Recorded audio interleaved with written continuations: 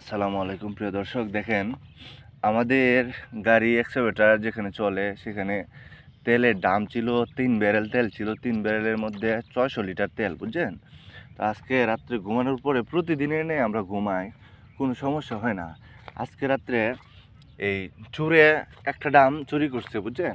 এখন আমাদের উড়ার যে আমাদের ড্রাইভাররা যারা ছিল সবাই ওই জঙ্গলে খুঁজতেছে।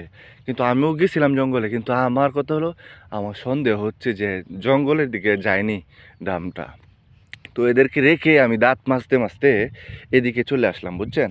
দেখেন চুরের কত বুদ্ধি, যে এখানে এখানে পর্যন্ত আহ, ওই এখানে পর্যন্ত মনে ডামরা, ওই যে দেখেন দাগ, এখানে পর্যন্ত ডামরা এরা মানে এই দৌড়ায় আনছে। আর একটু দেখাই, ওই যে দেখেন, ওই যে দেখেন, ওই যে দেখেন, দেখছেন? এদিক দিয়ে আমরা দৌড়ায় আনছে, ঠিক আছে? কিন্তু আমরা চলে গেছি এইদিকে।